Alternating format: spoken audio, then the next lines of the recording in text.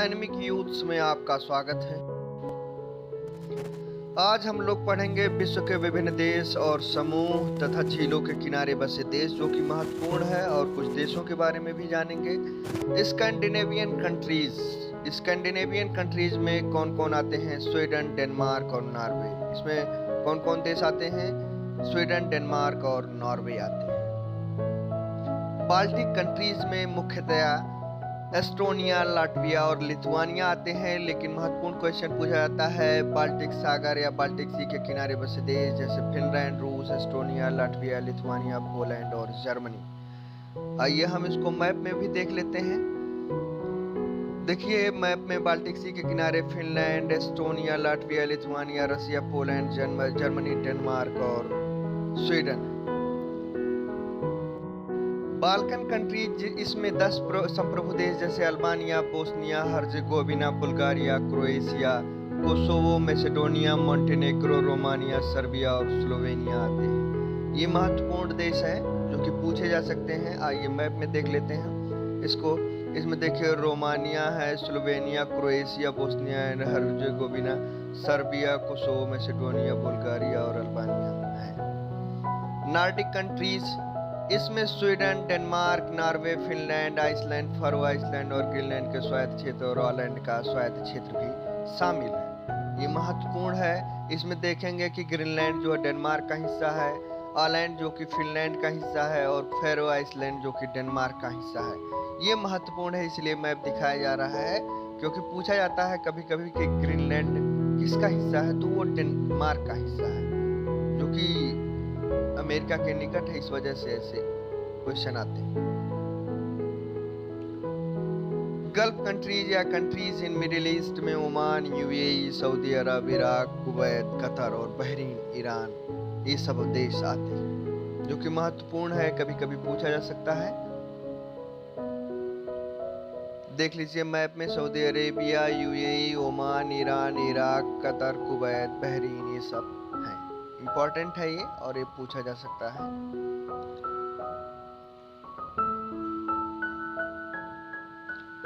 G7 countries, इसमें आते हैं Japan, USA, Italy, Canada, England, Germany. 2002 में होस्ट करेगा इसके chancellor Olaf Scholz. France, European union. गठन इसका 25 मार्च 1973 को हुआ था। सार्ट्रिक्स हैं GUCF, Japan, USA, Italy, Canada, England, फिर जर्मनी और फिर फ्रांस। इंपॉर्टेंट है, यूरोपियन यूनियन अलग से है इसमें। ब्रिक्स, इसका गठन सितंबर 2006 में। होस्ट कंट्री 2021 भारत से Narendra Modi, host country 2022 China है। इसमें Brazil, Russia, India, China, South Africa आते हैं। ये इंपॉर्टेंट है।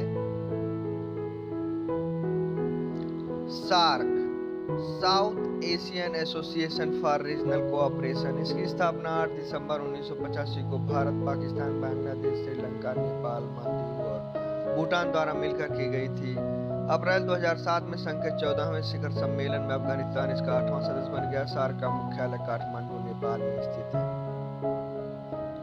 ट्रिक्स है MBBS पेन, इसको आप याद कर लीजिए। देखिए मैप में देख लेते हैं।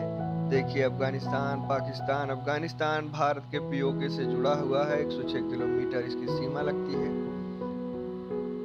एशियन कंट्री, जो आसियान कंट्री है, association of south east nation, इसकी स्थापना 8 अगस्त 1967, इसका मुख्यालय जकार्ता, इंडोनेशिया में है।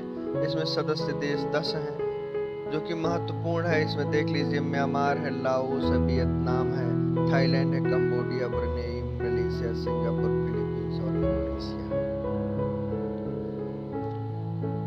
BIMSTEC, Bay of Bengal initiative for multi sectoral technical and economic cooperation, सदस्य देश इसके Bhutan, Bangladesh, India, Nepal, Myanmar, Thailand, Sri Lanka है। ये इंपॉर्टेंट है, इसका देख लीजिए मैप में। Nepal, Bhutan, Bangladesh, Myanmar, India, Thailand और श्रीलंका इंपॉर्टेंट है, कभी कभी पूछा जाता है। इसका जो फुल फॉर्म है कभी कभी पूछ लेता है, तो इंपॉर्टेंट है इस दृष्टि से, बाकी याद कर लीजिए। क्वाड्रिलेटरल सिक्योरिटी डायलॉग, इसकी स्थापना साल 2007 में हुई। क्वाड भारत, अमेरिका, जापान और ऑस्ट्रेलिया के बीच अनौपचारिक रणनीतिक वार्ता मंच है। 2+2 में विदेश मंत्री और रक्षा मंत्री शामिल होते हैं। क्वाड का मुख्यालय ब्रुसेल्स, बेल्जियम में है। वर्तमान में प्रधानमंत्री तीसरे क्वाड सम्मेलन के लिए G20 कंट्रीज में अर्जेंटीना, ऑस्ट्रेलिया, ब्राजील, कनाडा, चीन, European union, France, Germany, Bharat, Indonesia, Italy, Japan, Mexico, रूस, सऊदी अरब, दक्षिण अफ्रीका, दक्षिण कोरिया, तुर्की, यूनाइटेड किंगडम और संयुक्त राज्य अमेरिका आते हैं। स्पेन एक स्थायी अतिथि है। इसकी स्थापना 26 सितंबर 1999 में हुई थी। इसका मुख्यालय मैक्सिको में है। इम्पॉर्टेंट ये है कि इसमें जो भारत है, इंडोनेशिया है, जापान है, ये सब, रूस है, NATO, North Atlantic Treaty Organization. NATO के 12 मूल संस्थापक सदस्य देश हैं।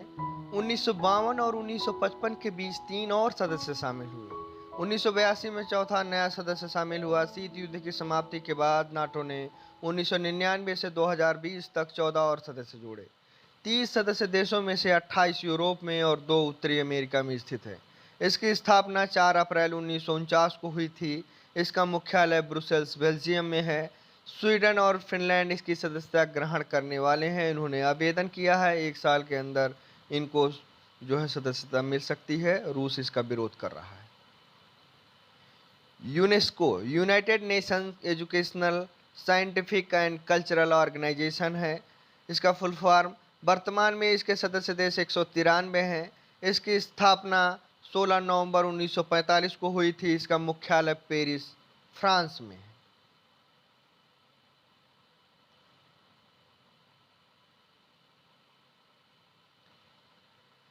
यूएनओ, यूनाइटेड नेशन ऑर्गेनाइजेशन, स्थापना इसका 24 अक्टूबर 1945 में। मुख्यालय न्यूयॉर्क में। सदस्य देश 193। मुख्यालय पूछा जा सकता है। WTO, वर्ल्ड ट्रेड ऑर्गेनाइजेशन, मुख्यालय जिनेवा, स्विट्जरलैंड। स्थापना 1 जनवरी 1995। सदस्य देश इसके 164 हैं। IMF, इंटरनेशनल मॉनेटरी फंड, स्थापना 24 दिसंबर 1945। सदस्य देश 190। मुख्यालय वाशिंगटन DC में है। वर्ल्ड बैंक, जुलाई 1944 में इसकी स्थापना हुई। 174 देश इसके सदस्य हैं। इसका मुख्यालय भी वाशिंगटन DC में ही है।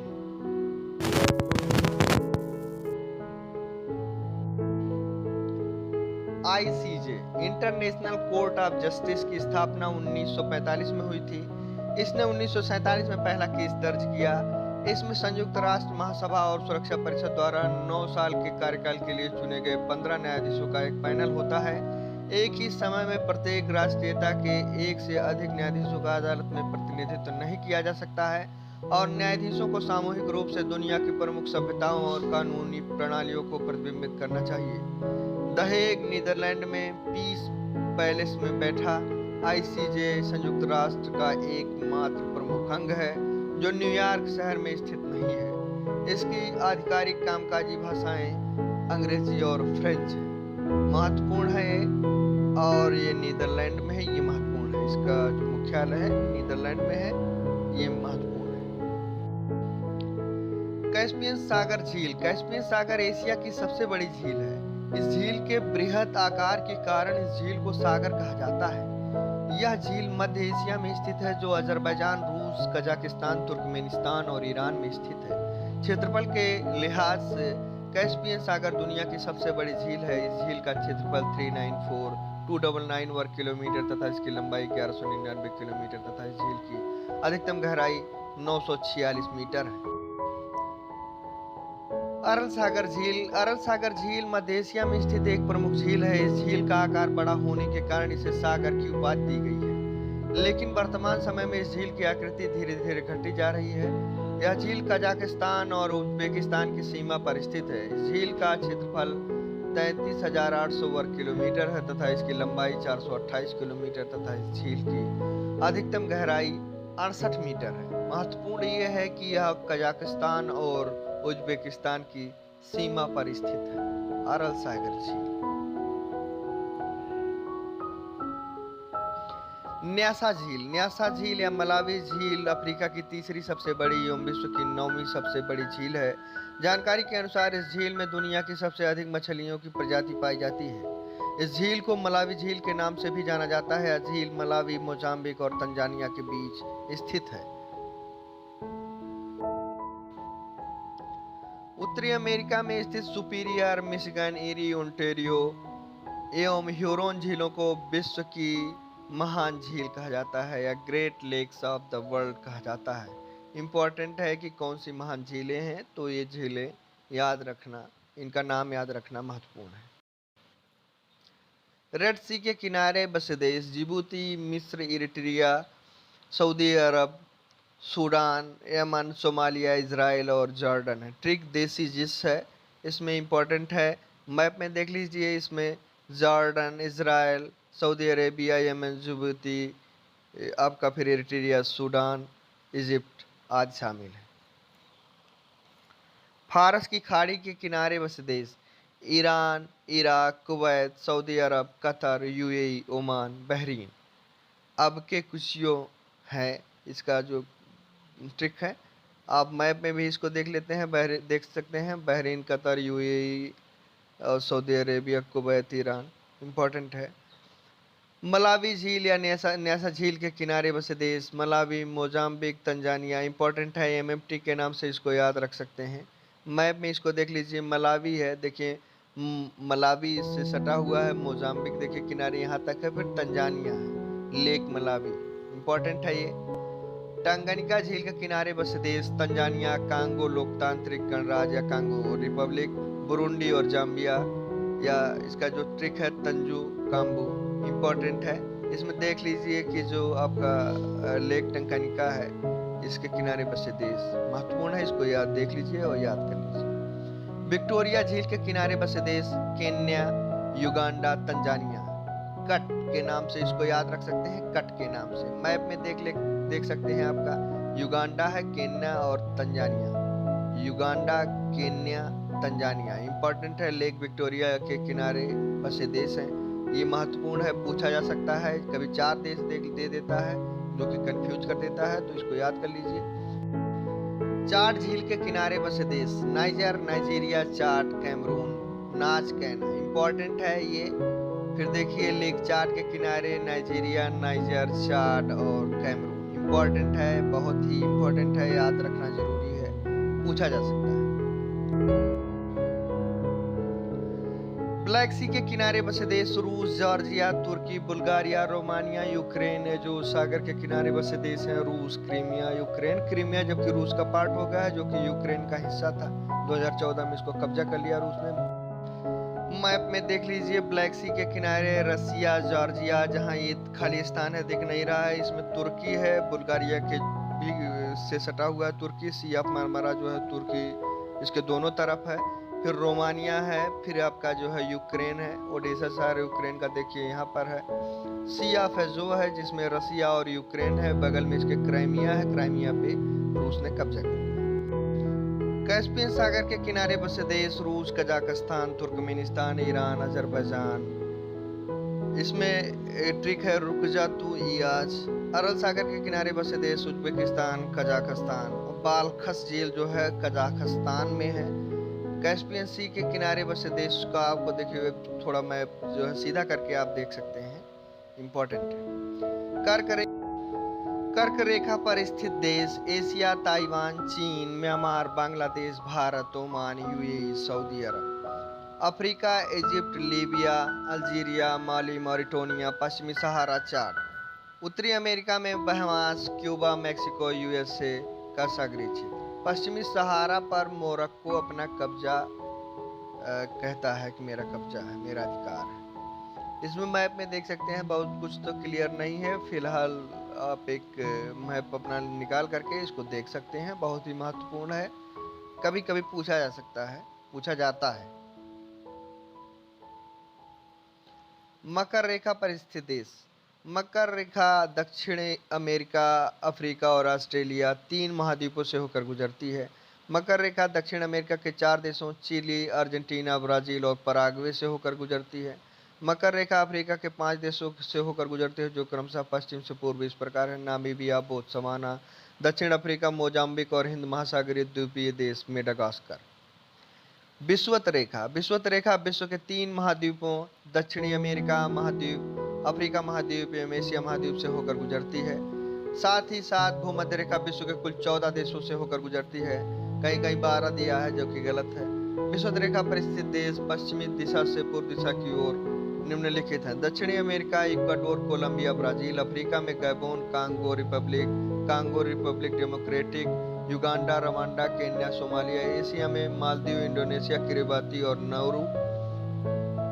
अब देखिए इसमें जो है अफ्रीका के जो देश हैं, मैप आप देख लीजिए कि जो स्थल रुद्ध देश हैं और कुछ जो तटीय देश हैं। पूछा जाता है कि तटीय देश कौन है, तो देख लीजिए इजिप्ट है, फिर लीबिया है, अल्जीरिया है, मोरक्को है, पश्चिमी सहारा है, मॉरिटानिया है, कैमरून है। ऐसे बहुत सारे छोटे छोटे देश हैं, नाइजीरिया है, नाइजर है।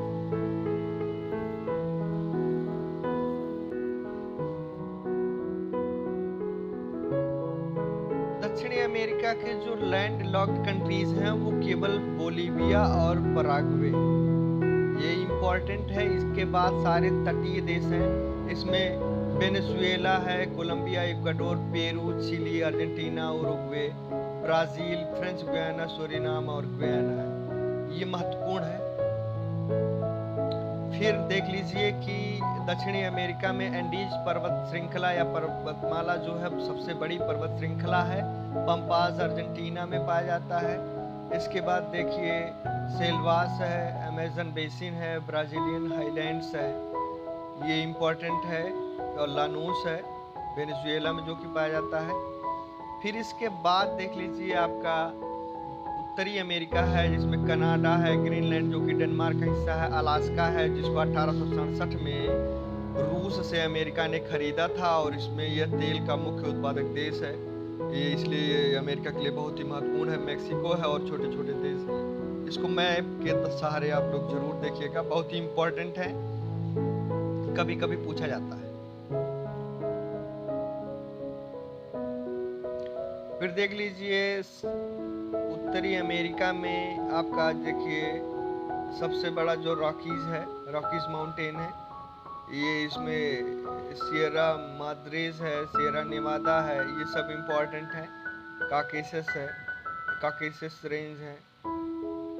फिर इसके बाद है आपका बुक्स रेंज है, अलास्का रेंज है, ग्रेट लेक्स हैं, कैनेडियन शील्ड है, इम्पोर्टेंट है। कोस्टल प्लेन है, ये इम्पोर्टेंट है, इसको ध्यान में रखें। भूमध्य सागर से सटे देश Spain, France, Italy, Algeria, Greece, मिस्र, इजराइल, लेबनान, लीबिया, सीरिया, तुर्की, अल्बानिया, ट्यूनिस, मोरक्को, क्रोएशिया और मोंटेनेग्रो। ये इम्पोर्टेंट है कि मेडिटेरेनियन सी से सटे देश कौन कौन से।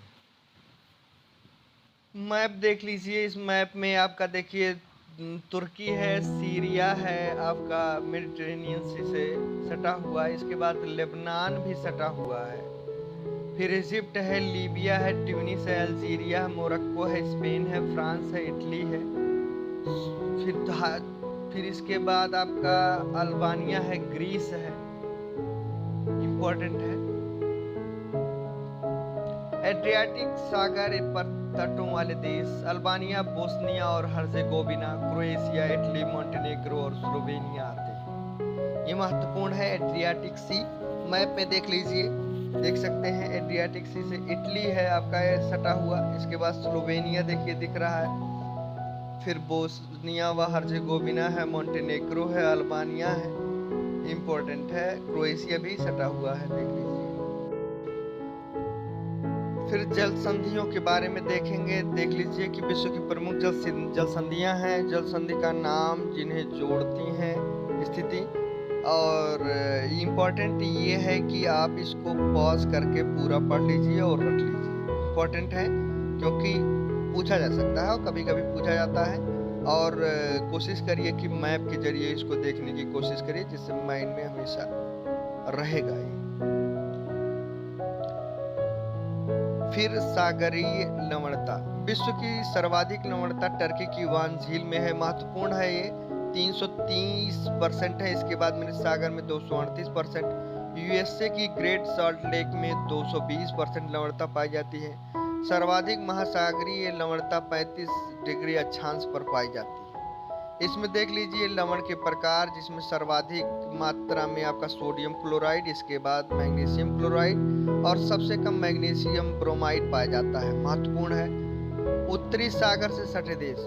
उत्तरी सागर अंध महासागर का एक सीमावर्ती समुद्र है जो United Kingdom, Scandinavia, Germany, France, Netherland और बेल्जियम के बीच स्थित है। ये महत्वपूर्ण है।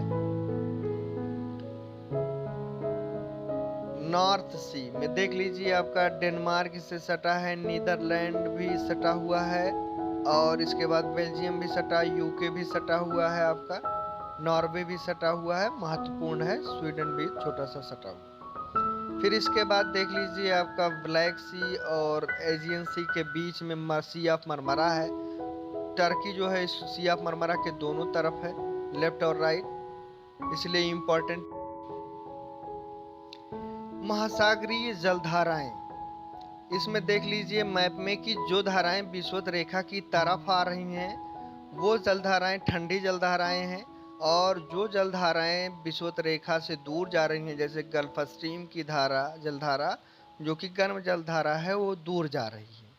तो विषुवत रेखा से दूर जाने वाली जलधाराएं गर्म जलधाराएं हैं और विषुवत रेखा की तरफ आने वाली जलधाराएं ठंडी जलधाराएं हैं। अब देख लीजिए कि जैसे ठंडी जलधाराओं में हम बोले ग्रीन बगुला क्यों केला फेंक रहा है, इसमें हम्बोल्ट की धारा, लेब्राडोर की धारा, ग्रीनलैंड की धारा, वेनेजुएला की धारा, क्यूराइल की धारा, कैलिफोर्निया की धारा, फॉकलैंड की धारा, ओखस्टक की धारा, कनेरी की धारा, ये सब ठंडी जलधाराएं हैं। अब प्रशांत महासागर की जलधाराएं, अलास्का की धारा गर्म है, क्यूरोसियो की धारा जो गर्म है, उत्तरी प्रशांत महासागर की धारा गर्म है, पूर्व ऑस्ट्रेलियाई धारा गर्म है, जबकि पश्चिमी ऑस्ट्रेलियाई धारा ठंडी है, इक्वेटोरियल धारा गर्म है। फिर हम्बोल्ट फेरू की जो जलधारा है वो ठंडी है, कैलिफोर्निया की धारा ठंडी, क्यूराइल की धारा ठंडी, आगुल हास जो हिंद महासागर की एक जलधारा है गर्म है, ये महत्वपूर्ण है। फिर अटलांटिक महासागर की जलधाराएं हैं जो कि दी गई हैं, ठंडी और गर्म जलधारा। फिर देख लीजिए महासागरीय जलधाराओं का जो आवंटन हुआ है, अटलांटिक महासागर की धाराएं हैं, प्रशांत महासागर की धाराएं हैं। इसमें देखिए उत्तरी अटलांटिक महासागर की धाराएं, उत्तरी भूमध्य रेखीय गर्मधारा, अर्टाइल्स की गर्मधारा, फ्लोरिडा की धारा। फिर उत्तरी अटलांटिक धारा, गल्फ स्ट्रीम की जलधारा, कनेरी की धारा, लेब्राडोर ठंडी धारा, सार्गेसो धारा इंपॉर्टेंट है, ये उत्तरी अटलांटिक में। फिर दक्षिणी अटलांटिक में महासागरीय जलधारा, दक्षिणी विषुवत रेखीय गर्मधारा। फिर ब्राजील गर्मधारा, फॉकलैंड ठंडी धारा, वेनेजुएला की ठंडी धारा, दक्षिणी अटलांटिक धारा। प्रशांत महासागरीय, उत्तरी प्रशांत महासागरीय और दक्षिणी प्रशांत महासागरीय में जो जलधाराएं हैं, उत्तरी विषुवतीय धारा। अब देखिए उत्तरी प्रशांत महासागर में महासागरीय धाराएं, उत्तरी विषुवतीय धारा, क्यूरोसियो गर्मधारा, उत्तरी प्रशांत गर्मधारा, कैलिफोर्निया की ठंडी धारा, अलास्का की धारा। फिर इसके बाद ओयासियो की धारा, ओखोटस या क्यूराइल धारा। फिर दक्षिणी प्रशांत महासागरीय धाराएं हैं, दक्षिणी विषुवतीय गर्म धारा, विषुवतीय जो धाराएं हैं वो गर्म ही है। दक्षिणी प्रशांत धारा, पूर्वी ऑस्ट्रेलिया की धारा ये गर्म है, पश्चिमी ऑस्ट्रेलिया की धारा ठंडी, पेरू की ठंडी धारा इंपॉर्टेंट है। हिंद महासागरीय धारा, उत्तरी हिंद महासागर में उत्तरी पूर्वी मानसून ड्रिफ्ट विरुद्ध विषुवतीय धारा। और दक्षिणी हिंद महासागरीय धाराओं में मेडागास्कर की गर्म धारा, मोजाम्बिक गर्म धारा, आगुलहास गर्म धारा, पश्चिमा पवन ड्रिफ्ट धारा, पश्चिमी ऑस्ट्रेलिया ठंडी धारा और दक्षिणी विषुवतीय धारा जो कि गर्म ही है। ऊर्जा स्रोतों का वर्गीकरण, प्रयोग के आधार पर परंपरागत, गैर परंपरागत और उपलब्धता के आधार पर नवीकरणीय और अनवीकरणीय। संसाधन में प्राकृतिक संसाधन, मानवीय संसाधन। प्राकृतिक संसाधन नवीकरणीय, अनवीकरणीय। नवीकरणीय में सतत अथवा प्रवाह जैसे पवन जल और जैव, फिर में प्राकृतिक वनस्पति, वन और वन्य जीव। अनवीकरणीय में पुनः चक्रीय जैसे धातु, अचक्रीय और अचक्रीय जैसे जीवाश्म ईंधन। मानवीय में संरचनाएं एवं संस्थाएं, मात्रा एवं गुणवत्ता। भारत के ऊर्जा स्रोत, परंपरागत ऊर्जा स्रोत, गैर व्यापारिक स्रोत में जलाऊ लकड़ी है, वनस्पति के व्यर्थ पदार्थ और कपड़े हैं। व्यापारिक स्रोत में कोयला, पेट्रोलियम, प्राकृतिक गैस, तापीय ऊर्जा, परमाणु ऊर्जा, जल विद्युत, भारी जल, अन्य। गैर परंपरागत ऊर्जा स्रोत में सौर ऊर्जा, पवन ऊर्जा, हाइड्रोजन ऊर्जा, महासागरीय ऊर्जा, भूतापीय ऊर्जा, बायोमास और बायोगैस। प्राकृतिक संसाधन में अक्षय संसाधन, उदाहरण सौर ऊर्जा, पवन ऊर्जा, ज्वारीय ऊर्जा और वर्षा। क्षय संसाधन में नवीकरणीय और अनवीकरणीय। नवीकरणीय में सभी प्रकार के प्राणी, पादप, मानव। अनवीकरणीय में खनिज, धातु, पेट्रोल, मृदा, कोयला और प्राकृतिक गैस। महत्वपूर्ण है, इसको याद कर लीजिएगा, पॉज करके रख लीजिए। ऊर्जा के स्रोत, परंपरागत और गैर परंपरागत ऊर्जा स्रोत। परंपरागत अनवीकरणीय और परंपरागत नवीकरणीय। परंपरागत अनवीकरणीय में अधिकांश जीवाश्म ईंधन भूमि के भीतर पाए जाते हैं। कोयला, तेल, प्राकृतिक गैस इसके उदाहरण हैं। परंपरागत नवीकरणीय ऊर्जा में भूमि के ऊपर जीवाश्मीय ईंधन के रूप में पाए जाते हैं। लकड़ी, गोबर, कृषि, वनस्पति अपशिष्टों, लकड़ी का चारकोल आदि इसके उदाहरण हैं। गैर परंपरागत में सौर ऊर्जा, जलीय ऊर्जा, पवन ऊर्जा, नाभिकीय ऊर्जा, हाइड्रोजन, भूतापीय, जैव ऊर्जा, ज्वारीय ऊर्जा और जैव ईंधन इसमें शामिल है। संसाधनों का वर्गीकरण इसमें देख लीजिए कैसे, मतलब इसको वर्गीकृत किया है। महत्वपूर्ण है, बहुत ही अच्छे से किया है। संसाधन का उपयोग की सत्ता के आधार पर, उत्पत्ति के आधार पर और उद्देश्य के आधार पर, स्वामित्व के आधार पर। महत्वपूर्ण है, इसको देख लीजिएगा, बना लीजिएगा। पारिस्थितिक तंत्र, इकोसिस्टम, प्राकृतिक और कृत्रिम। प्राकृतिक में स्थलीय और जलीय है, और कृत्रिम में आपका देख लीजिए जैसे सस्य भूमि, कृषि क्षेत्र, उद्यान आदि हैं। फिर इसके बाद स्थलीय में देख लीजिए घास के मैदान और वन, मरुस्थलीय पारिस्थितिक तंत्र है। जलीय में देख लीजिए अलवणीय और लवणीय। अलवणीय में तालाब, नदी, झरने, झीलें। लवणीय में आपका समुद्र और झीलें हैं कुछ जो है। फिर पारिस्थितिक तंत्र के संगठक में जैविक संगठक और अजैविक संगठक। जैविक में उत्पादक, उपभोक्ता, अपघटक या वियोजक। अजैविक में कार्बनिक, अकार्बनिक और भौतिक। अब उत्पादक में पादप जगत, उपभोक्ता में प्राथमिक, द्वितीयक और तृतीयक उपभोक्ता। फिर कार्बनिक में देखिए जल, लवण, गैसें हैं, और अकार्बनिक में प्रोटीन, कार्बोहाइड्रेट, लिपिड, यूरिया और ह्यूमस है। भौतिक में ऊर्जा, प्रकाश, ताप और वायु है। इंपॉर्टेंट है ये। फिर आते हैं, एक क्वेश्चन आया था समीक्षा अधिकारी मीन्स में कि ऑस्ट्रेलिया के जो प्रांत हैं उनकी राजधानी कौन कौन सी है। तो ऑस्ट्रेलिया के जो प्रांत हैं, न्यू साउथ वेल्स में इसकी राजधानी सिडनी है। क्वींसलैंड की राजधानी ब्रिस्बेन है। दक्षिणी ऑस्ट्रेलिया की राजधानी एडिलेड, तस्मानिया का होबार्ट है। विक्टोरिया मेलबर्न है और पश्चिमी ऑस्ट्रेलिया का पर्थ है। For watching.